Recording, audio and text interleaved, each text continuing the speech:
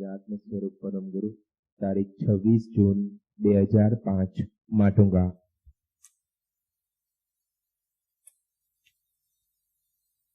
व्याकुक्षिलत्वं शब्दजीत रवात्मजं श्रीराजचन्द्रो वन्दे तत्त्वलोचनकाय प्रभु तत्त्वलोचनकाय ओम सदा। आत्मसिद्धि शास्त्र અને નવમી ગાથા। સેવે સદગુરુ ચરણને ગાથા કંઈક આવી છે કે સેવે સદગુરુ ચરણને ત્યાગી દઈ નિજ પક્ષ નક્કી 99% કે 98% નહીં 100% પામે તે જીવ। કયો જીવ? કે જે જીવે સત્પુરુષોના ચરણ એને એની સેવના કરી અને પોતાનો મત આગ્રહ છોડી દીધો, એને પક્ષ કહેવામાં આવે। ગચ્છ કૂળ મત આગ્રહ એટલે ટૂંકામાં સત્પુરુષો પ્રત્યે જતા પહેલા એ નિર્ણય હોવો જોઈએ કે હું કાંઈ જાણતો નથી, મને કાંઈ જ ખબર નથી, ગુરુ કહે તે સાચું। એટલે સંપૂર્ણપણે ગુરુની આજ્ઞા। ગુરુ કાંઈ કામ ન હતા બેને કે નિસરણી મૂકીને તો કે ભાઈ તારે અહીંયા 4 કલાક આ કરવાનું છે, આ તારું સામાયિક છે, પ્રશ્ન ન કરે કે બસ મારી નિસરણી ઉતરવીને ચડવું, ઈ જ પગથિયા તારે ચડવા ને તારે ઉતરવા, તારું ઈ સામાયિક છે। શંકા ન થાય, ચરીએ શંકા ન થાય। ગુરુ બતાવે છે, આજ્ઞા શિરોમાન્ય છે, પૂછે નહીં કેમ। બીજાને શાસ્ત્ર અભ્યાસ, બીજાને તપની વાત, ત્યાગની વાત,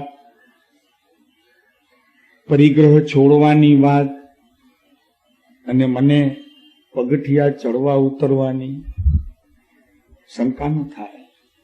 અને જેને શંકા થાય તો એને સત્પુરુષની આજ્ઞાએ માની નથી, કહો તો સત્પુરુષ જ એને સ્વીકાર કર્યા નથી, કહો તો મળ્યા જ નથી। સત્પુરુષ મળ્યા એને મળ્યા નથી। પામે નક્કી પામે, શું કોને પામે? તો કે શાશ્વત એવા સુખને પામે, એટલે પરમાર્થને પામે। શાશ્વત સુખ જ્યાં જન્મ નથી, જરા નથી, મૃત્યુ નથી, સુખ નથી, દુઃખ નથી। અહીં સુખ આભાસ રૂપે લેવું, દુઃખ નથી, વિકલ્પ નથી, ઈચ્છાઓ નથી, સંકલ્પ નથી, સહજ સ્થિતિ છે, એને અહીંયા મોક્ષ કહેવામાં આવે છે। કે કોઈ પણ પ્રકારની કલ્પના નહીં, કોઈ પણ પ્રકારનો વિકલ્પ પણ નહીં, અને ઈચ્છાઓ નહીં।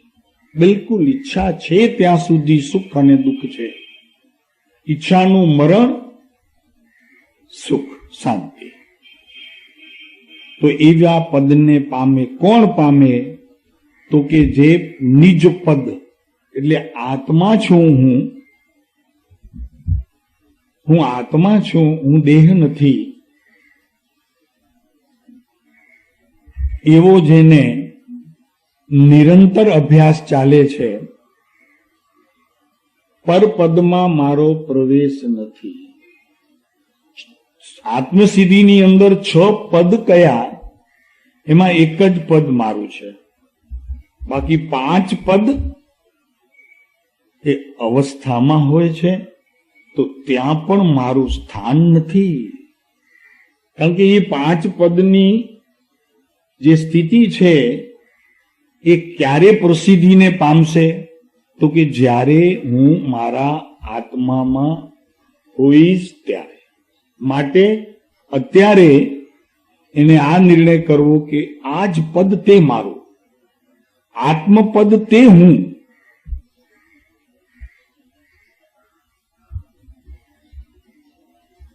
આ 6 પદ મારા એમ નહીં. રમજીભાઈ, આ 6 પદ મારા એમ નહીં. મુશ્કેલી થશે, ભેદ ઉત્પન્ન થશે, વિકલ્પોનો જન્મ થશે અને નિર્વિકલ્પ અવસ્થા આત્માની મૂળ ભૂલી જવાશે, ચૂકી જવાશે, જ્ઞાન ચૂકી જશે. જેમ ઓલા ડોક્ટર કહે ને કે ભાઈ નાડી છે તમારી ચાલે બરોબર છે, પણ ક્યારેક ક્યારેક ધબકાર ચૂકી જાય છે. ઈ ક્યારેક મુશ્કેલી ઊભી કરે. એમ અહીં નિરંતર 6 પદમાં રમનારો આત્મામાં નહીં રમી શકે. નિજ પદ શબ્દ છે અહીંયા. નિજ પદ નો લે લક્ષ્ય. અહીંયા આ જ આત્મસિદ્ધિની અંદર 6 પદ કૃપાળુદેવે મૂક્યા, પણ એ 6 પદની વાત એક આત્મપદમાં સ્થિર થનાર જીવને જ લક્ષ્યમાં આવે છે. અથવા તો કહો કે એને જ 5 પદ સમજાય છે, બીજા 5. મોક્ષ છે ત્યાં સુધી મોક્ષ પણ એક અવસ્થા છે. જ્ઞાનીઓ કેમ આટલી આકરી વાત કરતા હશે? તો મોક્ષને પ્રાપ્તિ માટે અત્યારે જીવો અનેક પ્રકારની ક્રિયાઓમાં રોકાયેલા દેખાય છે અને વ્યવહારમાં પણ બોધ એ જ પ્રકારનો આપવામાં આવે છે. તીર્થંકર ભગવાનની વાણીમાં પણ વ્યવહારની વાત, ધર્મના વ્યવહારની વાત આવે છે, પણ એ બધો સંસાર સમજવો. તીર્થંકરની વાણીમાં પણ જે વ્યવહારની વાત આવે છે એને પણ તારા જ્ઞાનમાં તું સંસાર સમજજે. કેમ કે ભગવાન જે વ્યવહારની વાત કરે છે એ વ્યવહાર તારા સમ્યક દર્શન પછીનો વ્યવહાર કેવો હોય અને એ કોને અનુસરતો છે એની મુખ્યતા એ કહેવામાં આવે છે. એ બતાવે છે, કરવાનું કહેતા નથી. કે જેને આત્મજ્ઞાન પ્રાપ્ત થાય, દર્શન મોહનીયનો અભાવ થાય, અનાદિ અનંત કાળનું મિથ્યાત્વ ટળે, એનો 12માં કેવો વ્યવહાર હોય એ વ્યવહાર બતાવવા માટે અને તેનું જ્ઞાન કરવા માટે કહેવામાં આવે છે. આદરવા માટે, કરવા યોગ્ય છે એમ નહીં, એમ કહેતા નથી તીર્થંકર. અને છતાં વાણીમાં એટલું સ્પષ્ટ આવ્યું છે કે ભગવાનની વાણીમાં પણ વ્યવહાર આવે છે. ત્યાગી દઈ નિજ પક્ષ અને નિજ પદ નો લે લક્ષ્ય.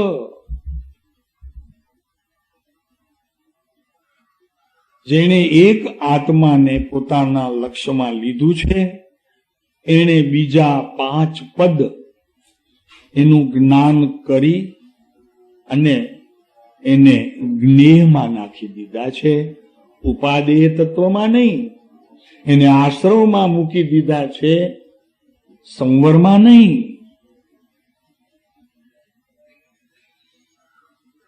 પોતાના જ્ઞાનની અંદર એને સંવરમાં મૂકી દીધા છે, આશ્રમમાં નહીં. નિજ પદનો લે લક્ષ્ય. નિજ પદ આત્મલક્ષ્ય.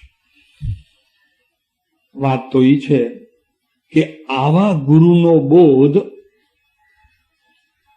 તે જ આ 4 ગતિની પરિભ્રમણમાંથી છોડાવે છે. બાકી શુભાશુભ પરિણામ કે પાપ પુણ્યના વેપાર કે આગળ જતા કહો કે રાગ અને જ્ઞાન, સુખ અને દુઃખ, વિકલ્પ અને નિર્વિકલ્પ, ખેદ અને સંતોષ, આવું તો જીવે અનંતવાર પોતાના ભાવ કર્મથી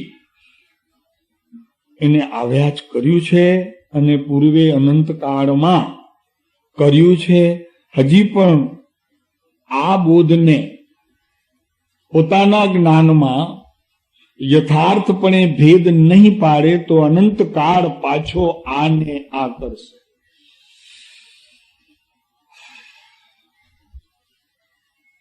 શબ્દ સુની ગટ માહી સદગુરુ કહે કે પ્રગટ રૂપ નિજ ધર્મ હૈ, પ્રગટ રૂપ નિજ ધર્મ હૈ. તારું ધર્મ ઈ છે કે જેટલું તને અત્યારે જ્ઞાનનો ક્ષયોપશમ નામ ઉગાડ છે એને પકડી લે, તારાથી જેટલું પકડાય તેટલું પકડી લે. કેમ કે વિશ્વની અંદર સાધક જીવને આનાથી કોઈ ઉત્કૃષ્ટ માધ્યમ નથી. આ એક જ માધ્યમ દ્વારા એ સિદ્ધની દશાને પ્રાપ્ત થાય છે. એવું આ એક જ જ્ઞાનનું ક્ષયોપશમ છે, સાધન છે, ઉત્તમ સાધન છે.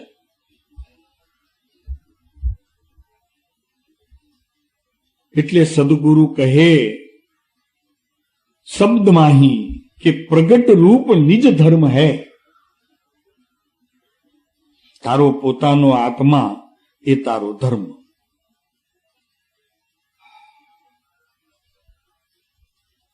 અને સુનત વિચ્છન ન સદેહ કરે, જરાય એ વાતમાં સંદેહ નથી કરતો, શંકા નથી કરતો કે ધર્મ બહારમાં નથી, ધર્મ અંતરમાં છે. અંતરનું સુખ અંતરની સમશ્રેણીમાં છે. આ બધા કૃપાળુ દેવના આ ઉત્તમ વાક્યો આપણને વ્યવહારનો પણ બોધ આપે છે અને વ્યવહારના બોધ આપીને નિશ્ચય, પ્રધાનતા, મુખ્યતા કોની છે એ પણ આ બોલની અંદર સમાઈ જાય છે. માત્ર સમજણ શક્તિ આપણી ખીલેલી હોવી જોઈએ, એટલે કે એનો અર્થ એમ નહીં કે બુદ્ધિની ચાતુર્યતા હોવી જોઈએ. ખીલેલી હોવી જોઈએ એટલે એનો અર્થ કે સંપૂર્ણ સમર્પણતા સત્પુરુષોના શબ્દોમાં સમાયેલી છે. પ્રત્યક્ષ હોય કે પરોક્ષ હોય, પણ મારો આત્મા સતત પ્રત્યક્ષ છે એવું લક્ષ્ય એક સમય માત્ર પણ પોતાને ચૂકાવા જેવું નથી, ચૂકી જવા જેવું નથી. તો આપણી વાત ચાલે છે ગયા રવિવારે કે આ બધું મળે કેમ, આની પ્રાપ્તિ કેમ થાય, સદગુરુની સેવા કરવાનો યોગ જે છે એ કેમ પ્રાપ્ત થાય, એવું કયું કાર્ય કરીએ કે જેથી કરીને સત્પુરુષો આપણા ઉપર વરસી પડે. અને ખ્યાલ રાખજો કે જ્યાં સુધી સત્પુરુષો વરસતા નથી ત્યાં સુધી તમે 9 પૂર્વ ભણી જજો કે 11 અંગનું જ્ઞાન કરી લેજો, પણ એ બધું બહારનું થશે. પંડિત થઈ જશો, મોટા આચાર્ય થઈ જજો, અને તમારા હાથ નીચે પણ 100-200 આચાર્ય હશે ને 1000 શિષ્ય હશે, પણ જ્યાં સુધી સત્પુરુષો વરસતા નથી અને તમને એ વરસાદમાં તમે ભીંજાતા નથી, પાછું ગોદડું ઓઢી લે, ઘણા તો છત્રી ઓઢી લે, રેનકોટ ઓઢી લે, ભીંજાય નહીં. ભીંજાવવું પડશે, સત્પુરુષોની વાણી દ્વારા ભીંજાવવું પડશે. અને નથી ભીંજાતા એમાં શું અટકે છે એની વાત આપણે ગયા રવિવારથી ચાલે છે. કથામાં કોઈ વિચિત્ર ઇંતેજારી હોય તો કે ઓલા રાણીનું શું થશે, ઓલા રાજાનું કુંવરનું શું થશે,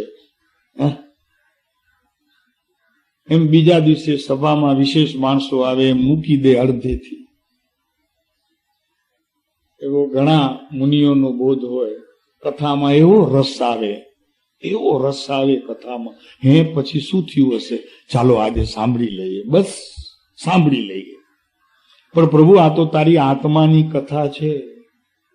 તે કોઈ દિવસ તારી કથા સાંભળવાનો પ્રયત્ન કર્યો નથી. રામાયણ સાંભળી, મહાભારત સાંભળ્યું, મહાપુરાણ સાંભળ્યું, પદ્મપુરાણ સાંભળ્યું, હરિવંશ પુરાણ સાંભળ્યું, સમજ્યો. પણ તારો હરિવંશ પુરાણ, હરિ રામ રાજ, ભગવાન તારો હરિ વંશ, એનો વંશ અનંત તીર્થંકરો જ્યાંથી પરંપરા આવે છે અને મોક્ષે અત્યારે બેઠા છે, એ હરિનામ તીર્થંકર, એ હરિનામ રાજ, એ હરિનામ શંકર, એ હરિનામ કૃષ્ણ, એનું જે પરંપરા વંશ, એ તારો વંશ છે. તું એ વંશનો છો. પુરાણ એટલે પુરુષોત્તમ. પુરાણ પુરુષોત્તમ, કે જેનું કદી આદિ નથી અને જેનો કદી અંત પણ નથી, એવો કોઈ પણ વ્યક્તિ હોય, માનવ હોય, એને અહીંયા પુરાણ પુરુષ કહેવામાં આવે છે. કે જેની આદિ નથી અને જેનો અંત નથી, છતાં પોતે સુખી છે, કોઈ વસ્તુની અપેક્ષા નથી, નિરપેક્ષિત તત્વ પોતાનો આત્મા એને નિરંતર ભોગવે છે, એવો કોઈ પણ પુરુષ હોય તો તે પુરાણ પુરુષ છે. સમયસારની 32મી ગાથા કુંદકુંદાચાર્ય પૂરી કરતા, ત્યાંથી જીવ અજીવ અધિકારની પૂર્ણતા કરતા કીધું કે અહીંથી હવે પુરાણ પુરુષની વાત શરૂ થાય છે. એમ અહીંયા આ સત્પુરુષોનું ચરણ કેમ મળ્યું નહીં, પોતાના પક્ષને પણ કેમ હજી ત્યાગી શક્યો નથી. આ મારા ગુરુ છે, આ હું એ સંપ્રદાયનો છું, આ મારો ઉપાશ્રય છે, આ મારું દેરાસર છે. પદ્મશ્રી બરોબર છે? થાય છે કે નહીં? ભાવ કોક ખૂણે પડ્યો હોય છે કે નહીં? થાય છે. સ્વીકાર સારી વાત છે. એ સ્વીકાર કરવું સારી વાત છે. એ જ્ઞાનની સિદ્ધિ છે. ના સાહેબ, કાંઈ નથી થતું, બિલકુલ નહીં. થતું હોય એનો સ્પષ્ટ પોતાના જ્ઞાનમાં જેને સ્વીકાર કર્યો એ સત્પુરુષો એના પર વરસી પડે છે. હવે આ 3 વાત આપણી મુખ્ય વિચારવાની છે કે કેમ સત્પુરુષોના ચરણની સેવા કરવા છતાં પણ ફળ મળતું નથી, મળ્યું નથી. મારા ચરણની સેવામાં કઈ ભૂલ થઈ કે કઈ સત્પુરુષોમાં કઈ ભૂલ થઈ? સત્પુરુષે કઈ ભૂલ કરી? બીજાને મોક્ષે લઈ ગયા ને મને છોડી દીધો? એવી અનેક શંકાઓ જીવને જે રહે છે એના મૂળમાં આ 3 વાત કે જે વચનામૃતની અંદર જુઠ્ઠાભાઈના પત્રમાં બહુ ઓછું આયુષ્ય હતું, જોઈ લીધું હતું. જુઠ્ઠાભાઈનું આયુષ્ય બહુ થોડું હતું અને થોડા આયુષ્યમાં એમને આત્મદર્શન પ્રાપ્ત કરવું હતું. એવી અંદરની જિજ્ઞાસા કૃપાળુદેવે તે સમયે જાણી લીધી હતી કે આને એક જ તમન્ના છે કે કોઈ પણ રીતે મારે આત્મદર્શન કરવું છે. અને એ કૃપાળુદેવને પોતાના જ્ઞાનમાં જ્ઞાત થઈ ગયો.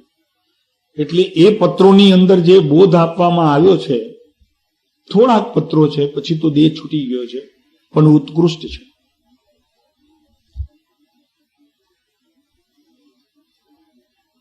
પત્રો દ્વારા બોધ તો જ રહી જાય ને. આવી સભાઓ ભરીને બોધ આપ્યો હોય ક્યાંથી રહે? એ શાસ્ત્ર બની ગયું, એ ઉત્તમ આગમ બની ગયું. આ પત્ર બધા જરી આગળ ચાલીએ.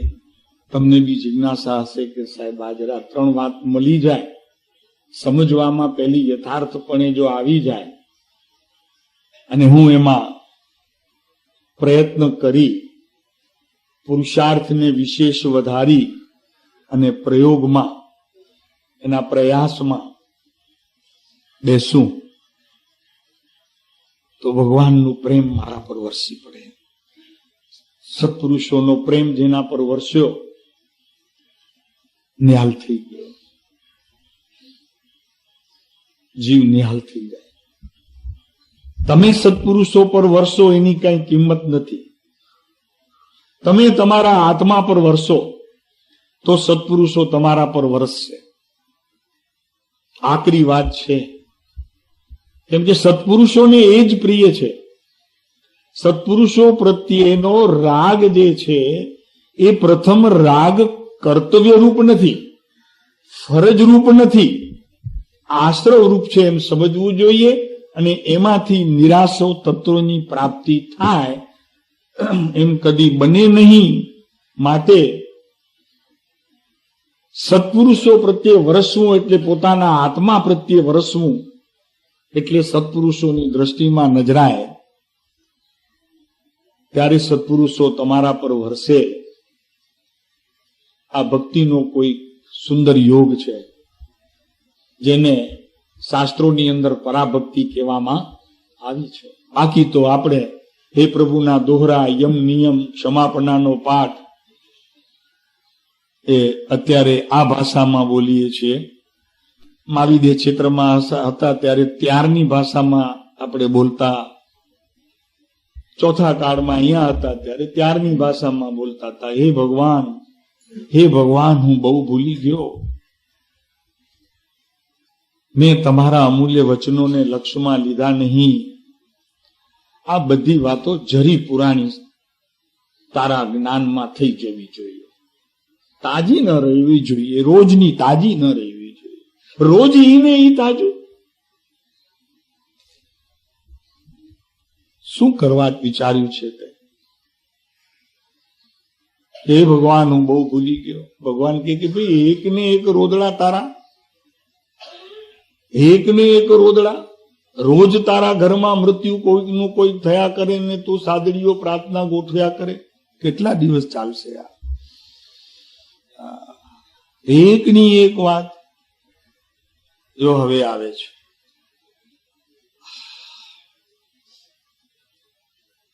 પહેલા તો સમજી લો કે આ બોધ જેને આપ્યો છે એ ગુરુ કેવા હોય,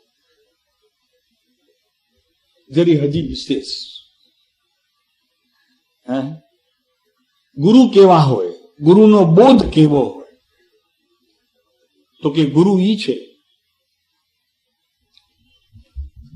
ગુરુ એને કહેવાય કે જે ગુપ્ત આધ્યાત્મનો સંદેશો અને ભગવાને કહેલા નવ તત્વ નો જ ઉપદેશ આપે છે. નવ તત્વી 2,16,000 પળ થાય છે.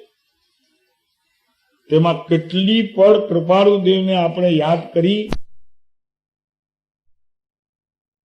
આત્મજ્ઞાન જેમણે પ્રાપ્ત કર્યું છે એવા આધ્યાત્મિક તત્વના રસિયા કે જે નિરંતર પોતાના આત્માને કર્તાપણે માને છે, આત્માને જ ભોગતાપણે માને છે, એનો જ ભોગ લે છે, એવા ગુરુ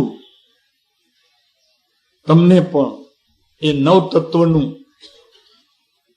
વિશ્લેષણ કરીને બરોબર એક આત્મ તત્વમાં પોતે ઠર્યા છે એવા શુદ્ધ સ્વભાવી વિતરાગ પરમાત્મા સ્વરૂપ થવાનો જેને ઉદ્યમ પ્રાપ્ત કર્યો છે એવા સદગુરુ, જેને સમ્યક જ્ઞાન, સમ્યક દર્શન અને સમ્યક ચારિત્રની મુખ્ય પ્રધાનતા છે અને નિરંતર તત્વ સંબંધીનો બોધ આપે છે. અને એ તત્વ સંબંધીના બોધથી પણ ભેદ ન પાડતા એક આત્મ તત્વનો બોધ આપે છે કે જેમાં નવ તત્વો સમાઈ જાય છે. એવા આત્મિક તત્વના રસિયા એ ખરેખર ગુરુ છે. એ ગુરુ છે જે શુભાશુભ પરિણામથી મુક્તિ માનતા હોય, દયા, દાન, વ્રત, જપ, તપ, ભક્તિથી મુક્તિ માનતા હોય, સંયમના 17 પ્રકારે જેને મુક્તિ માનવામાં પોતાને પણ રસ આવતો હોય ને એ રસ 12માં જીવોને આપતા હોય, આ બધા કુગુરુઓના લક્ષણ સમજવા કે જેનાથી ન તો એમનું કાર્ય સીજે અને ન તો સાંભળનારનું કાર્ય સીજે. કઠણમાં કઠણ વાત છે. અને છતાં તારે જો આ ભવનો અંત કરવો હોય તો અબ ક્યો ન વિચારત હૈ મન में कछु और रहा उन साधन में बिन सदगुरु कोई न भेद लहे मुख આગલ હૈ કહ બાત કહે. અને એ કરુણાથી કે છે કે પ્રભુ આવા શુભાશુભ પરિણામ તો તે અનંતવાર કર્યા. અનંતવાર ભગવાનની પાસે જઈને તે ગડગડો થઈ અને ઘણું કીધું છે ભગવાનને, પણ ભગવાન રીઝ્યા નહીં. કેમ કે તે એમ માની લીધું કે આ બેઠેલા પ્રતિમામાં ભગવાન રીઝશે. ભગવાન તો અહીંયા બેઠેલો રીઝે, એનું નામ રીઝ્યું કહેવાય. ઓલા ભગવાન તો પોતામાં અત્યારે રીઝેલા છે, એ બહાર આવવા માંગતા નથી, એને આવવું ગમતું એ નથી, તારી વાત પણ સાંભળતા નથી. પણ એક વસ્તુ છે કે જાતિ અપેક્ષાએ તારું જે આત્મા છે ને એમનો જે આત્મા છે એ એક જાતિનો છે. એવા પ્રકારની તારી ક્રિયા જ્યાં ભેગી થઈ એવી યોગ ક્રિયાનો તું જ્યારે સાક્ષી થાય, એનો પણ સાક્ષી કરનાર નહીં, ત્યારે ભગવાન અંદરનો તારો રાજી થઈ અને એની પાસે જે મિલકત ને સંપત્તિ છે એ તારી પાસે પણ છે એમ કરીને એમના ઉપર આરોપ આપે કે એમને આપી દીધો. હે ભગવાન, તમે મને મારા જેવા બનાવજો, એ ત્યારે કહી શકે, એનાથી પહેલા નહીં. તો આ સદગુરુનો બોધ જીવનમાં પરિણમે ત્યારે એને 3 વસ્તુની ખામી જો હોય તો એને પૂરી કરવી જોઈએ. એને પૂરકપણે પોતાના જ્ઞાનમાં યથાર્થ સમજીને પ્રવર્તન કરવું પડે. આ પછી 3 બોલ આવે છે.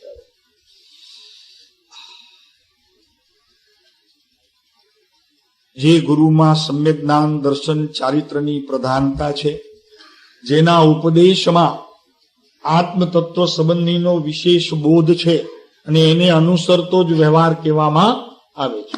એને અનુસરતો વ્યવહાર. એ સત્પુરુષોના ચરણ જેને સેવ્યા એને પોતાનો આત્મા ન મળે એમ બને. અને જો બને તો 3 લોકને શૂન્ય થઈ જવું પડે. એમ એક સંત મહાત્માનો બોલ છે કે 3 લોક શૂન્ય થઈ જાય જો એમ ન બને તો. બને જ.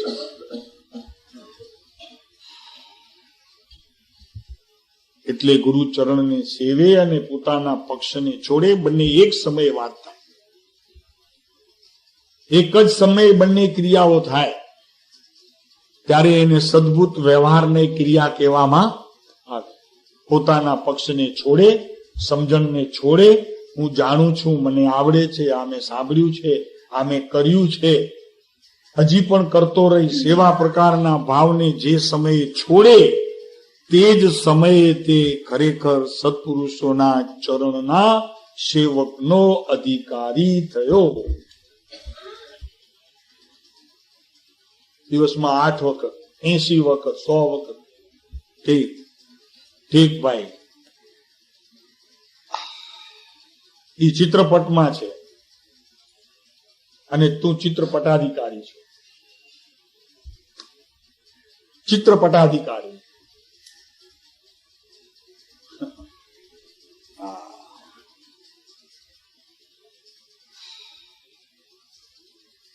તો વચનામૃત શ્રીમદ રાજચંદ્રનું આ આગમ પ્રમાણ વચન કે શાસ્ત્રમાં ક્યાંય શોધ્યું મળે તો ધન્ય થઈ જજો, અને નહીંતર આ સાંભળીને ધન્યતા અનુભવજો.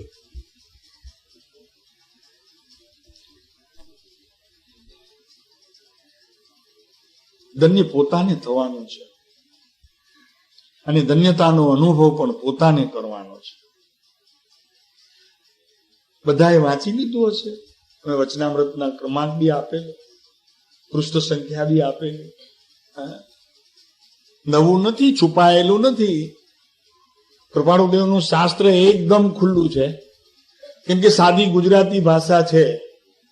કોઈ વક્તા શાસ્ત્રના કે માગધીના કે સંસ્કૃતના કોઈ શબ્દો ઉપર શ્રોતાઓ ઉપર પ્રભાવ પાડે એવું કૃપાળુદેવે રાખ્યું જ નથી.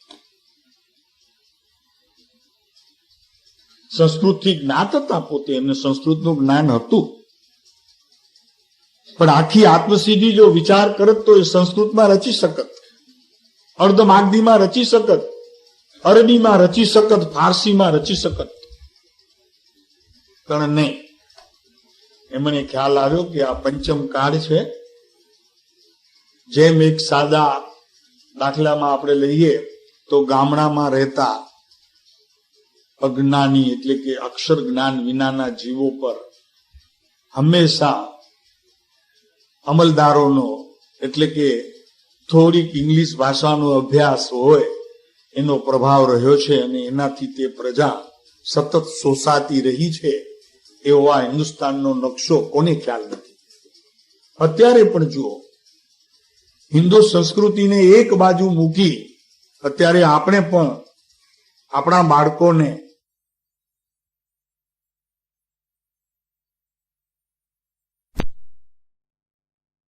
ભાષામાં આ એટલા માટે રચ્યું કે જીવો ભોળા, અભ્યાસ ઓછો, કાળ પંચમ, બુદ્ધિનો પ્રકાર ઓછો, સમજણ જરા ઓછી, કેમ કે એટલું પુણ્ય નહીં, ઓછું પુણ્ય લઈને ભરત ક્ષેત્રમાં આવે, નહીતર તો મહાવિદ્ય ક્ષેત્રમાં જન્મ હોત.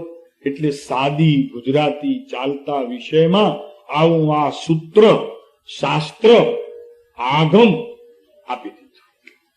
બહુ ઉપકાર છે પ્રભુ. આપણા જીવનની અંદર કોઈ કે આપણી કટોકટીના સમયમાં રૂપિયો આપ્યો હોય તો જિંદગીભર ભૂલતા નથી. તો આ પુરુષને આપણે દિવસમાં કેટલા વખત યાદ કરીએ છીએ? સાચું કેજો, અંતર ઉપર હાથ રાખી કરી અંતરમાં વિનાશ રાખી કે થઈ અને સહેજ એનો પડઘો આપણા જ્ઞાન સ્વભાવી આત્મા પર પડે એવું કેટલી વાર બને છે. બહુ માપ રાખજો. કઠણ છે આ માર્ગ, આ બોધે કઠણ છે. સાંભળવું એ કઠણ છે બોધ, પછી સમજવું તો સહેજ કઠણ હોય અને આદરવું તો એનાથી વિશેષ.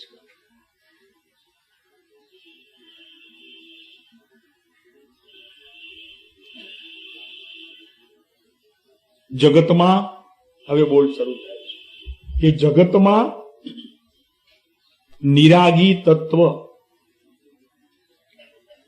વિનય અને સત્પુરુષની આજ્ઞા નહીં મળવાથી, આ ત્રણ વસ્તુ નહીં મળવાથી આ આત્મા અનાદિ કાળથી રખડ્યો છે. કેટલી સરસ વાત કે કોઈ કર્મને લીધે રખડ્યો, કર્મે એને રખડાવ્યા કે સંયોગે એને રખડાવ્યા કે નિમિત્તે એને રખડાવ્યા. કોઈ વાત ન કહેતા કૃપાળુ દેવે નિરાગી તત્વ, નિરાગી એટલે કે વિતરાગી તત્વ વિના. નિરાગી તત્વ મીન્સ વિતરાગી તત્વ. અને વિતરાગી તત્વ કોણ છે? કે જેમાં અંશે પણ તું રાગ કરે છતાં પણ તે જ સમયે એ વિતરાગપણે જ રહે. એની વિતરાગતામાં અને એના પરિણમનમાં પણ ફેર ન પડે. દ્રવ્ય તો રાગ રૂપે ન થાય, પણ પર્યાય પણ એની રાગ રૂપે ન થાય એવું જે નિરાગી તત્વ એટલે કે વિતરાગ તત્વ, એવું જે આત્માનો શુદ્ધ પ્રકાર સમજાય છે, યાદ આવે છે, ખ્યાલ આવે છે. નિરાગી તત્વ નહીં મળવાથી, નિરાગી તત્વ નહીં મળવાથી અનાદિ કાળથી રખડ્યો. નહીં મળવું એટલે મળવું એટલે આત્મદર્શન થવું, અને એના બીજાઓ દ્વારા એના ગુણગાન સાંભળવા એટલે એની ઓળખાણ પડવી પડે છે ને ભાઈ.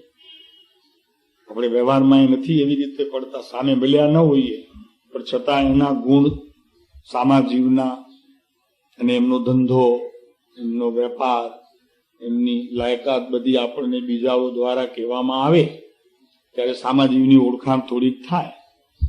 તો આ આત્મા ભલે આપણને તે નિરાગી તત્વની અંદર મળ્યો ન હોય, પણ જેણે આ નિરાગી તત્વને માણ્યું છે એની વાણી દ્વારા, એના વચનો દ્વારા, એના યોગ દ્વારા ઓળખાણ તો કરી શકે. એ વિતરાગી તત્વ જે છે કે જેને અહીંયા કૃપાળુ દેવે નિરાગી તત્વ કીધું, ઓળખાણ થાય તો પણ એ આજ્ઞા છે, એ આજ્ઞામાં સમાય છે. નિરાગી તત્વ અક્ષય સુખ, પોતાનો આત્મા અક્ષય સુખનો ભંડાર અને અમેય કે જેમાં રાગ કરતા સમયે પણ જીવની કોઈ અવળચંદાયની સ્થિતિએ રાગ રૂપે થાય છે, તે સમયે પણ એ નિરાગી તત્વમાં જરીએ અશુદ્ધતા પ્રવેશતી નથી. એવા પ્રકારની પોતાના જ્ઞાનમાં એની ઝાંખી થવી, ઓળખાણ થવી, અનુભવ થવો જુદી વાત છે, પણ એવી ઓળખાણ થવી, એવી શ્રદ્ધા થવી, એને પણ સમ્યક દર્શનનું પ્રથમ ચરણ કીધું છે. એ જીવ પણ સત્પુરુષોના આ શબ્દો દ્વારા સમ્યક દર્શનની ભૂમિકા પ્રાપ્ત થાય એટલા માટે પ્રથમ ચરણ ઉપાડે છે. એટલે અહીંયા કહે છે કે અખંડ અક્ષય સુખ જેમાં ભર્યું પડ્યું છે એવું વિતરાગી તત્વ એ તું છો, પણ એની ઓળખાણ થતી નથી. ઓળખાણ તો થવી જોઈએ ને, અનુભવ ભલે પછી રૂપણી, અનુમાન તો થવું જોઈએ, અનુમાનથી નક્કી તો થવું જોઈએ કે હું આવો છું, હું સંસારી નથી, હું રાગી પ્રાણી નથી, હું ક્રોધી નથી, મને ફેક્ટરીઓ મારી પાસે નથી, મારી પાસે ઘર નથી, છે બધું, પણ એ બધું મારા જ્ઞેયમાં જણાવાળું પદાર્થ છે, મારું એમાં કાંઈ પ્રવર્તતું નથી અને હું એમાં છું નહીં. આવું જ્ઞાન તો હોવું જોઈએ, સાચી ઓળખાણ કરે એના પહેલા. આ નિરાગી તત્વ જે છે એની સત્ય ઓળખાણ તારા જ્ઞાનમાં પ્રમાણરૂપ તો થવી જોઈએ. એમને એમ ભગવાન પાસે આવે, ઈચ્છા કારણ સંદેશ ભગવાન ઇરિયાવી કરું ને 3 નિશી બોલે, 3 નિશી બોલે, ચડતા દાદરો ચડતા. માત્ર ક્રિયા ભગવાનના મંદિરમાં પ્રવેશતા પોતાના આત્માની સ્થિતિને દંડોળનારા કેટલા. કૃપાળુદેવની ભક્તિ કરતા પહેલા પોતાના આત્માની સ્થિતિ અત્યારે શું છે એને નિરખનારા કેટલા. ત્યારે સત્પુરુષોની આજ્ઞા મળે છે કે નહીં, એ આજ્ઞા આ દેહ દેવળમાં કઈ જગ્યાએ સ્પર્શ કરી ગઈ. અને કૃપાળુદેવે મને કીધું કે ભક્તિ કર, તો આ ઉચ્ચાર કયો ઉચ્ચાર? તો કે સત્પુરુષની ભક્તિ કરવા પહેલા એની આજ્ઞા લેવી. કે સત્પુરુષોની આજ્ઞા લેવી. આપણે બોલીએ છીએ ને એક વચન, શું બોલીએ છીએ? કોને ખ્યાલ છે? શ્રી સંતના બોલો કહેવાથી પરમ કૃપાળુ દેવની અમાન્ય છે. શું વાત છે? હવે ઈ જો આજ્ઞા માન્ય છે ને ભક્તિ થઈને કૃપાળુ દેવે આ દેહ દેવળની અંદર ક્યાંક પણ સ્પંદનો જગાડ્યા, પછી ભક્તિ શરૂ થાય, ત્યાં સુધી ભક્તિ શરૂ ન થાય. રમણીકભાઈ, ત્યાં સુધી ભક્તિ શરૂ ન થાય બેઠો રે એમને. અડધો કલાક થઈ ગયો, ઘરના પૂછે કે ભક્તિ થઈ ગઈ, તો કે હજી શરૂ જ નથી થઈ. અને ન બી થાય ક્યારે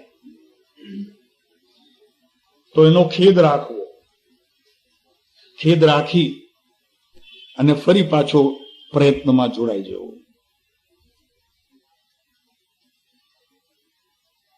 ભગવાને કીધું તમને ચૈતવંદન કરો, સાંભળ્યું? વચમાં થોભો તો ખરા 1 મિનિટ. ઈચ્છા કારણે સંદેશ ભગવાન ચૈતવંદન કરો, પોતે જ કરવા બેસી જાય, પોતે જ આજ્ઞાનો પાછો અમલ કરી અને બેસી જાય. એમ નથી.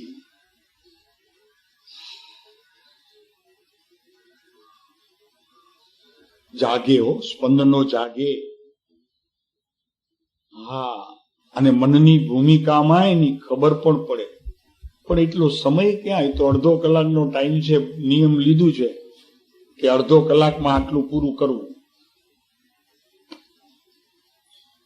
એને પૂરું જ કરવામાં રસ છે, એને સંપૂર્ણ ભોગવવામાં ક્યાં રસ છે?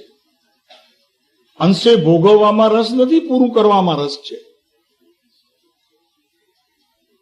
પણ પૂરું છે, એ તત્વ તો પૂરું છે, સંપૂર્ણ છે. એમાંથી એક અંશ તને જો મળી જાય એટલા માટે તું ભક્તિ કરે છે. તું સમજતો ખરો? તારે પૂરી કરવી છે. પણ એ તો પરિપૂર્ણ તત્વ છે પ્રભુ. આત્મા વિતરાગી તત્વ, નિરાગી તત્વ પરિપૂર્ણ છલોછલ ભરેલો છે ગુણથી.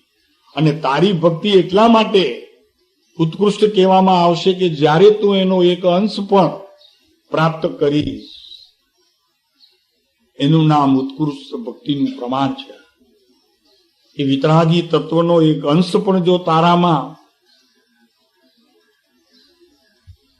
પ્રવેશે, શબ્દ ઠીક નથી, તારામાં ઉગાડ રૂપ થઈ જાય.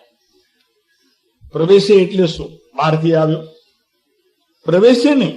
ભગવાનનો કોઈ ગુણ તારામાં પ્રવેશે નહીં. તારા ગુણ તારામાં જે ભર્યા પડ્યા છે એનો એક અંશ તારી અવસ્થામાં બહાર આવે અને એનો તું તે સમયે ભોગતા થાય તો ભક્તિ સાચી. તો સદગુરુના ચરણ સેવ્યા તારા પ્રમાણ બન્યું છે. એવું ક્યારે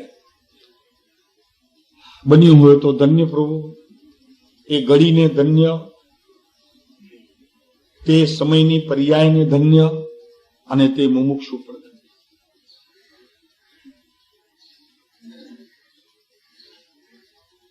નિરાગી તત્વ એટલે અહીંયા કહે છે કે અક્ષય અનંત સુખ જેની અંદર ભર્યું પડ્યું છે એ ઉપાદેય તત્વ છે.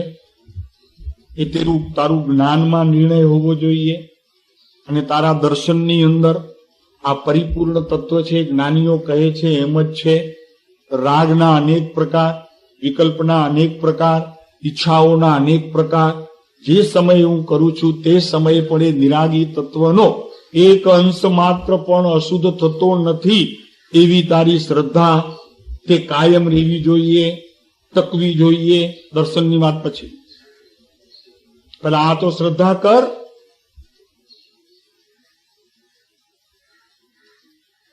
હીરો છે એને તોડી કરીને અંદરમાં મેલ ભરાય અને પછી એને સંધાય, એવું થતું હશે? એવું કોઈ કરતું હશે? તમે તો હીરાના વેપારી, જો કર્યું છે એવું? પ્રભુ, આ આત્મા હીરો છે. એની અંદર મેલ ન હોય તો સાહેબ પેલું જીરમ ને બધું દેખાય છે થોડું થોડું. એ શું છે? તો કે તારા કરેલા જે અવરચંડાઈના કાર્ય એની છાય અંદરમાં પડે છે. એને અહીંયા કર્મ કહેવામાં આવે છે. એ કર્મ છે, બીજું કાંઈ જ નથી. એ આવરણ રૂપ થઈ ગયું છે. અને જેટલું આવરણ રૂપ થઈ ગયું છે એટલી છાય અંદરમાં પડી છે. એ આવરણ હટી જશે તો વસ્તુ તો નિરાગી વિતરાગ તત્વ ચોખ્ખું ને ચોખ્ખું એકદમ નિર્મળ છે.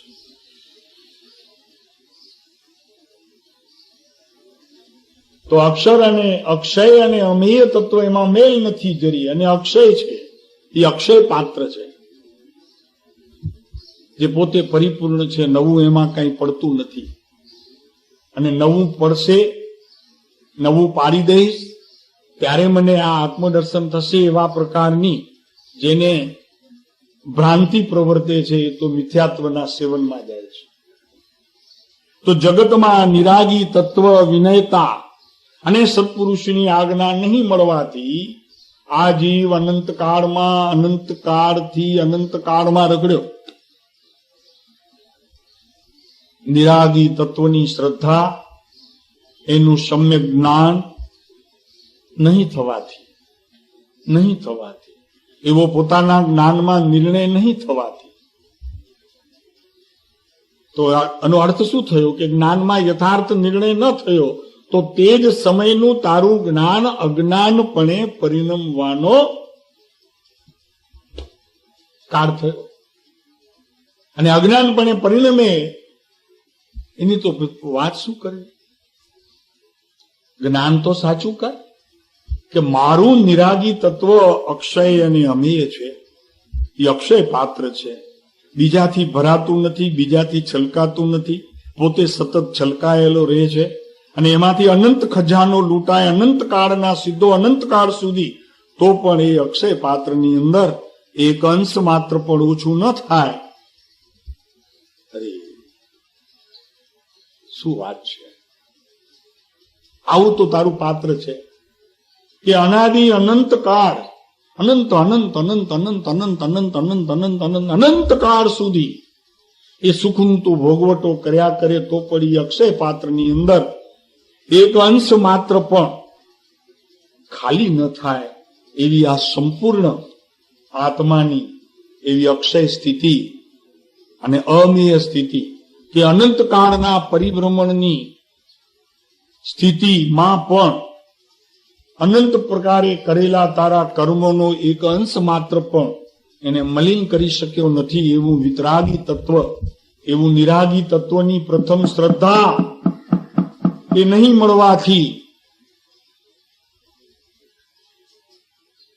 જગતમાં અનાદિકાળથી તું રખડ્યો છે. આ રખડવાનું કાર્ય કર્મ નથી, પદમસિંહભાઈ, સંયોગ નથી, નિમિત્ત નથી, આનાથી રખડ્યો છે.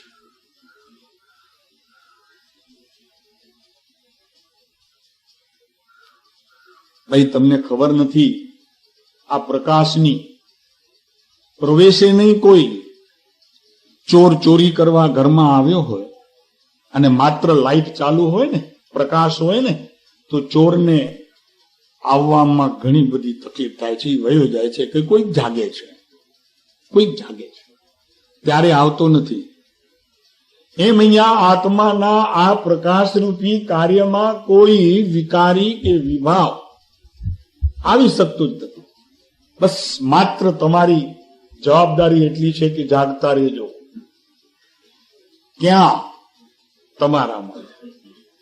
આવે છો લાઈટ બળતી હોય તો જે કોઈ જાગે છે, રાહ જુએ નીચે, પાછો ઘરની નીચે, તો કે લાઈટ બંધ થાય, અડધો કલાક થઈ જાય, કોઈ ખડબડાટ ન થાય, ત્યારે સમજવું કે સબ સલામત. પછી જાય ચોરી કરવા.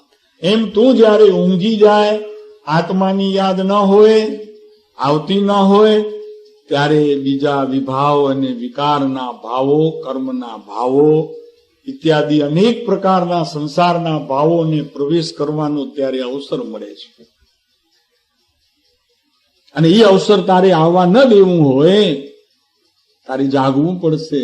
નરસિંહભાઈ, એ જાગવું પડશે. જખુભાઈ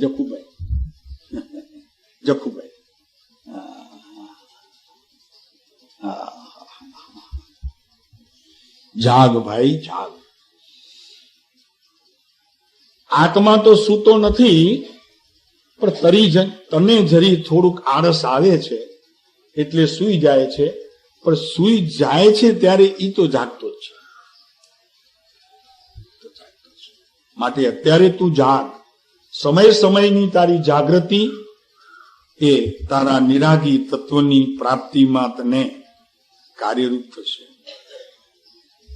પણ જે દર્શન મોહમાં મૂઢ છે તેને આ વાતની જ ખબર નથી અને એકલા શુભ ભાવમાં ભક્તિ કરે, દયા પાડે, દાન આપે, વ્રત પડે, શીલ પાડે, બધું કરે, શુભાશુભ ભાવના જેટલા પ્રકાર, કરોડો રૂપિયા દાનમાં ખર્ચી નાખે, તપ કરી નાખે, શરીરને ઘસી નાખે, હાડકા થઈ જાય ત્યાં સુધી તપ કરે,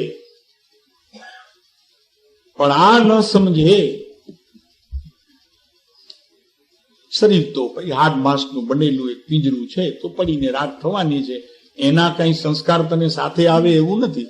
આત્મામાં પડેલો એક સંસ્કાર પણ તને તિર્યંચમાં હોઈશ કે નારકીમાં હોઈશ ત્યાં પણ તને જગાડી દેશે. તું જાગતો હોઈશ તો એ તને જગાડશે. એમ પ્રકાશનું એક કિરણ પણ જેમ ચોરને પ્રવેશ કરવા માટે સાવધાની છે, એમ તારે અહીંયા આત્માને દિવસમાં હજારો વખત સ્મૃતિમાં લે. તાકાત નથી કોઈ કર્મ કે કોઈ વિભાવ કે કોઈ વિકાર કે કોઈ નિમિત્ત કે કોઈ સંયોગ તારામાં પ્રવેશ કરી શકે. ત્યાં પાટિયું છે, પ્રોહિબિટેડ એરિયા, ત્યાં બોર્ડ છે, આત્માનું જ્યાં ઘર છે ને ત્યાં પ્રોહિબિટેડ એરિયા, પ્રવેશી જ ન શકે, પ્રોહિબિટેડ છે. તો કે સાહેબ એડમિશન નું? તો કે નો એડમિશન વિધાઉટ પરમિશન. તો કે ના, પરમિશન જ નથી, સવાલ જ નથી. પછી વિધાઉટ હોય કે પછી ગમે તે હોય, પણ એ પ્રવેશ જ નથી. ત્યાં તો પ્રોહિબિટેડ એરિયા છે કે નહીં? જઈ જ ન શકે. શુભ ભાવને પણ ત્યાં જવા માટે મનાઈ છે અને અશુભ ભાવને પણ જવા માટે ત્યાં મનાઈ છે. આગળ કહી દઈએ, શુદ્ધ ભાવને પણ જવા માટેની ત્યાં મનાઈ છે.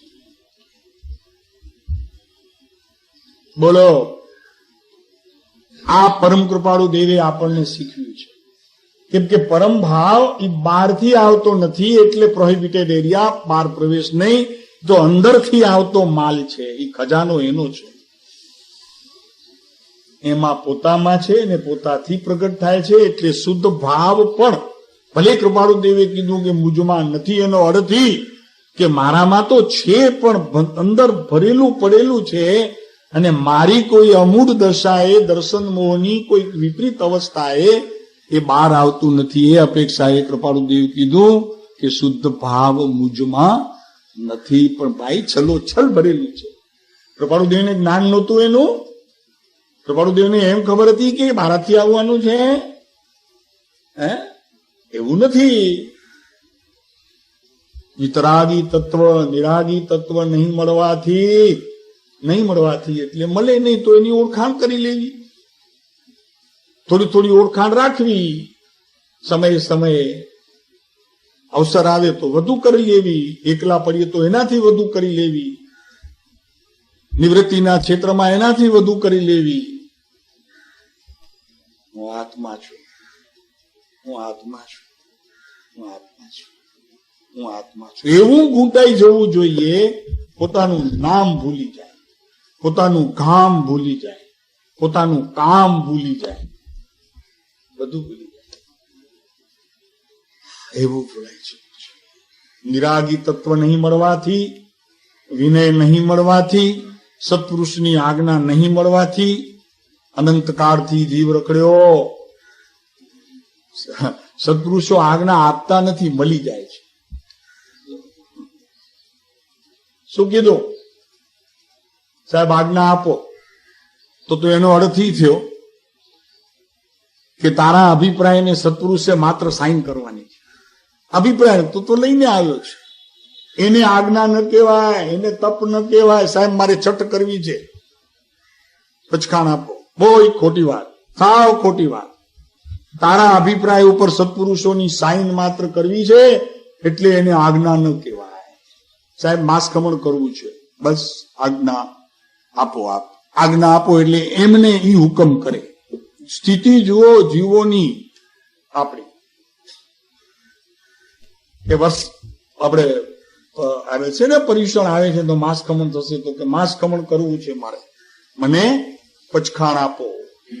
કોણ કોને આજ્ઞા કરે સમજાય છે આમાં? હા? કોને માનવું છે?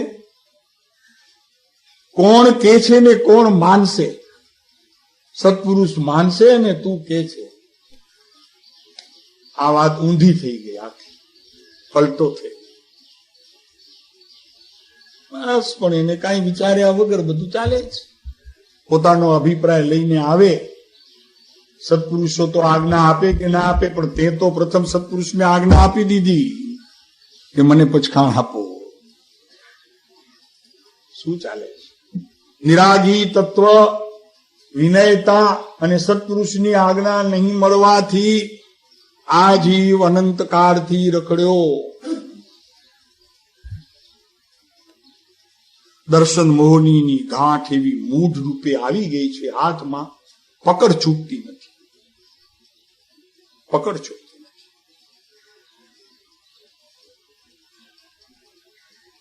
નાનું બાળક સ્કૂલ ન જતું હોય તો મીઠાઈ આપીએ તો શું એને તંદુરસ્ત થવા માટે મીઠાઈ આપો છો? ત્યારે કે સ્કૂલ જાય ત્યાં એટલા માટે આપો છો? શેના માટે આપો છો મીઠાઈ? શેના માટે આપો છો બેનો? ચોકલેટ આપો, કેડબરી, તો કે જા બેટા સ્કૂલે, નર્સરીમાં જા. નર્સરી થી પહેલા હજી શું હોય છે? હે, પ્લે ગ્રુપ. જા, પ્લે ગ્રુપમાં આપે તો ચોકલેટ આપે મમ્મી, એટલે ફરસડ સડાટ ચાલે છે. તો એને આપો છો? ભૂખ લાગી છે એને એટલા માટે આપો છો? કે કેડબરી ખાય તો જરા હેલ્થ સારી થાય એટલા માટે આપો છો? આશય શું છે? ત્યારે આશય એ છે કે સ્કૂલ જાય.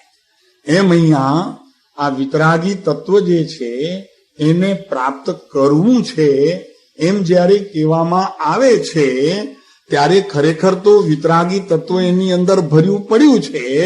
એનો એને લક્ષ્ય કરાવવા માટે સત્પુરુષોનો બોધ આ રીતે આવે છે. મૂળ તો એ છે ને ભાઈ, છે તારી પાસે સંપત્તિનો તું સ્વામી છો, પણ લોભીઓ થઈ ગયો છો, કંજૂસ થઈ ગયો છો, ખર્ચતો નથી. ખર્ચતો નથી ને ગરજે છે કે હું ધર્મ કરું છું. આ ખર્ચ વિના ગરજવાની વાતો. આમ ગરજ્યા કરે, એ આટલું મેં કર્યું, આટલું કર્યું, આટલું કર્યું, આટલું કર્યું, મને તો મોક્ષ નક્કી છે. સત્પુરુષો કે છે કે આજ્ઞા મળી હો. અહીંયા એ શબ્દ લીધી એ અહીંયા નથી કેતા કૃપાળુદેવ. અહીંયા કૃપાળુદેવ મળી શબ્દ વાપર્યો છે. નહીં મળવાથી શબ્દ છે હો, નહીં લેવાથી વાત નથી કરી. કૃપાળુદેવનું આ ગુજરાતીનો જે આ લખાણ છે એનો ઉપયોગ જુઓ.